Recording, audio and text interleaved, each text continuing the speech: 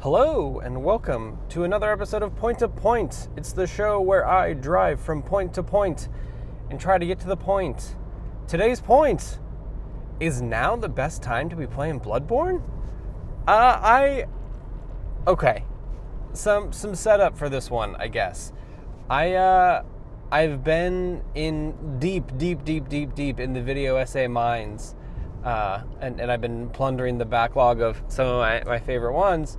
And I recently watched the H-Bomber Guy video on why Bloodborne is amazing. And it's kind of dovetailing perfectly with the high I'm riding from defeating two more of the Night Lords last night in Elden Ring Night Rain. We kind of absolutely destroyed that big dragon and Augur, which was good. The dragon has been a pain in the ass for the last probably 2 weeks, and we finally got that guy. Augur one-shot that motherfucker, had a great day, and called it a night.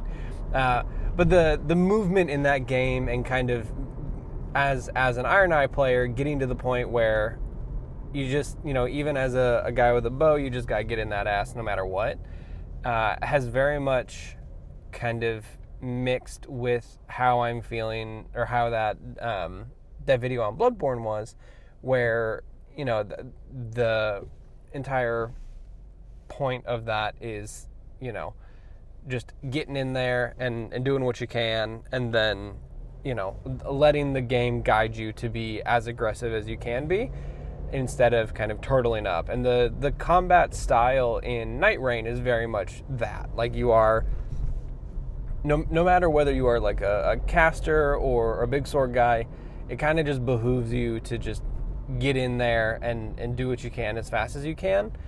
And I've been enjoying that play style. Just the freneticness of Night Rain has like really clicked with me.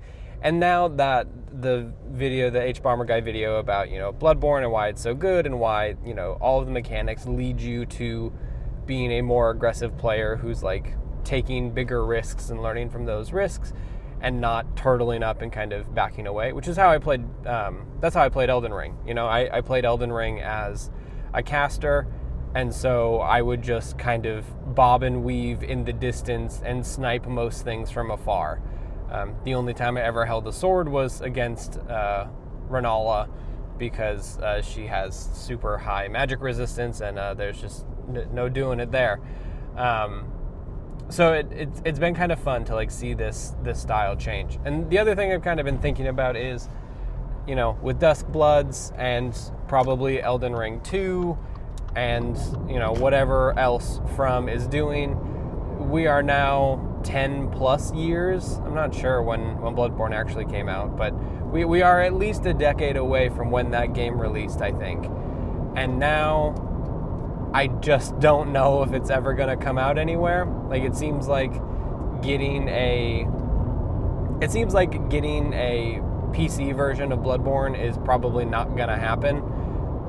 If it does, it kind of feels silly that it hasn't happened already. So, I don't know when I will get the chance to do that. And I've been thinking about rolling out the good old PlayStation 4 for a bit now, for a video project I was going to do. I really just want to play through all of the Order 1886, just to finally force myself to do it. It's been on my backlog to do as a video project for like basically since we started 70% complete, and I just have not found the time to do it. So I really want to do that. And then it got me thinking, like, do I want to do Bloodborne? Do I want to do Lies of P? And I already have the ability to play Bloodborne, and I suspect that's going to be cheaper than Lies of P Overture. Am I going to have more fun? We'll see. But it's kind of reached this point where I've lost all hope that it's going to come out on a different platform, especially since the like populace has not fully transitioned to the PlayStation 5 yet. And then, back to my conversation the other day about Nintendo and Line Go Up, like, am I going to pay $500 plus another $80 to play Bloodborne in 60 frames when my first my first Souls game is Elden Ring, which is, built on the backs of all of those games? Is that a risk I'm willing to take? As much as I love cosmic horror, is this going to be the one that does it for me? I don't know. So I'm thinking about it, and it's kind of got me thinking, like, well, is there, besides the time it came out, is there a better time to play Bloodborne than right now? And I don't think that there is.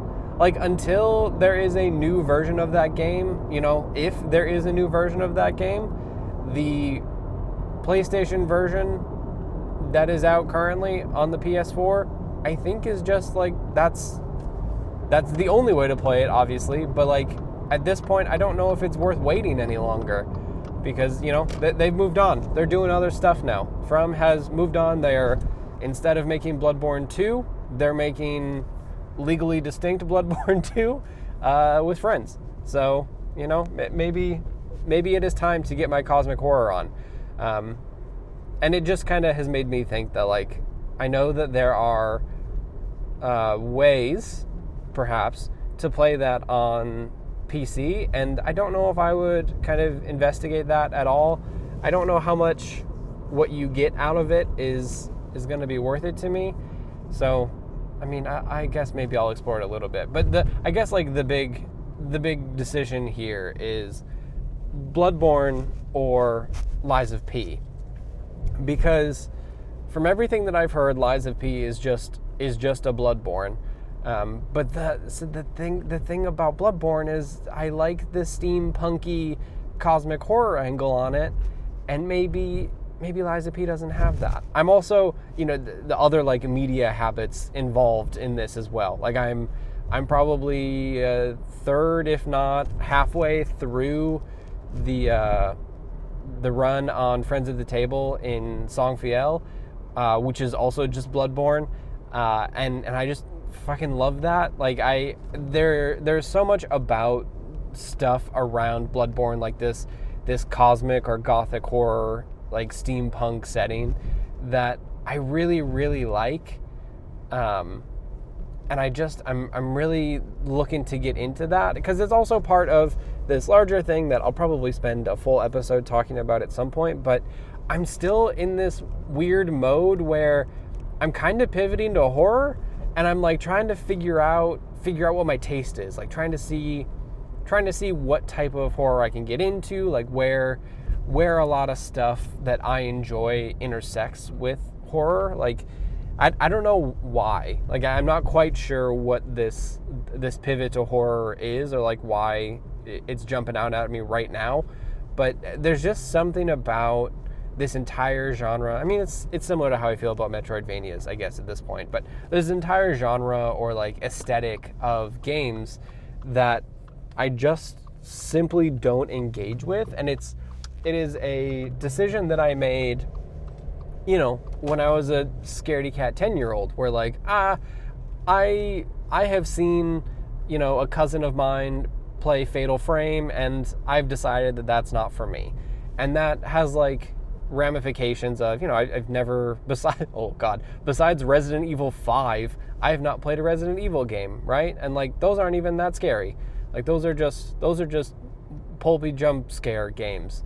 Like, I've played Dead Space a little bit. I think I played 2 and 3, maybe 1, 2, and 3. I can't remember. I reviewed 3 when it came out. But I just have avoided it for the most part, because it's just not something that I was interested in when I started playing games, and that's kind of just, like, translated to that. But as my taste has developed, and, like, I've changed the games that I play and how I feel about them, it's turned into this thing where it's like, well, I mean, I like a lot of things about these games. Like, I don't mind some spooks here and there.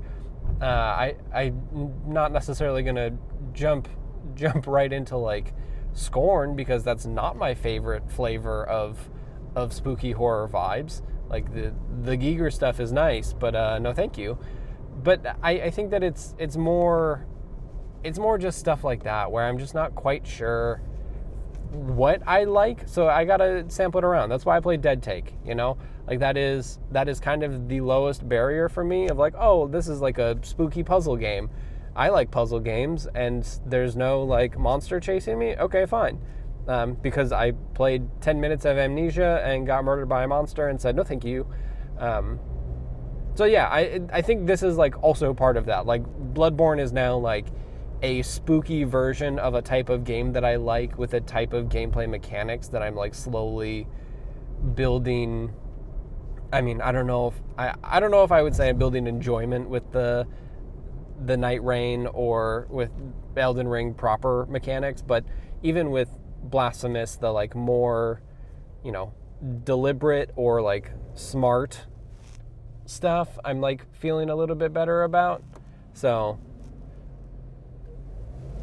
yeah, well, we'll see. I'm curious about what this is gonna look like, because I do really want to play it. Like it feels like it's another one of my missed things that I should just go back and play this game. And now is the perfect time to play Bloodborne, both for like, you know, personal reasons. Like I think that I'm in a place where I am finally able to enjoy one of these games in a way that, you know, I got through Elden Ring, but I didn't like, I don't know. I really liked Elden Ring, but I obviously have not gone back to play Shadow of the Erdtree, because I know that it is also a commitment, which is a thing that, you know, makes it hard to go back to a game like that. Like trying to remember how my build works and like, you know, doing all of that and getting ready to just get my ass handed to me by Mesmer, you know? Like that's banging my head up against a boss is not how I want to spend my time. So I'm curious if the playstyle in something like a Bloodborne is maybe more conducive to working my way through it. I know that Bloodborne doesn't quite have the same pathway to power leveling that I had in Elden Ring, where I was just able to mostly out-level everything by shooting that goddamn bird. But we'll see. I'm curious. And, you know, that's kind of the toss-up with Lies of P. Like, if I assume that Bloodborne as a PlayStation exclusive is still probably $60 or some nonsense. So it's really just a race to the bottom on which one, Lies of P or Bloodborne, hits the lower price. And also, Lies of P has the difficulty settings in its favor. So, well, we'll see. I'm hopeful that it will be a good time, and that I'll be able to finally get in there and see what's up with the Bloodstarved Beast or Father Gascoigne. But yeah, we'll see. This has been a long episode about my pivot to horror, and also why right now is the best time to play Bloodborne. So if you have recently gone back to Bloodborne, or if Bloodborne was your first Souls-like, I'm curious what your experience was like, because all I hear from the sickos is that it's one of the best, if not their favorite of the From games. But also, I know things about how kind of difficult it is, so I'm curious what you think, if this is kind of your first foray into one of these games, or if you've revisited recently, how it holds up, and if you had a fun time with it, or how much grinding or banging your head up against stuff you had, because, you know, I don't want to spend a ton of time just, you know, spending an evening defeating the chapel demon or whatever is not how I would like to spend my time. And I remember watching Jan from Giant Bomb kind of go back and forth on that one for a long time. So yeah, I'm curious. Let me know what your experience has been like. But I'm gonna get on this train and start this day. So have a good rest of your day. If you're at the afternoon, have a good morning. If you, like me, you are beginning the workday right now. And, you know, otherwise, have fun. Have a good day. See ya.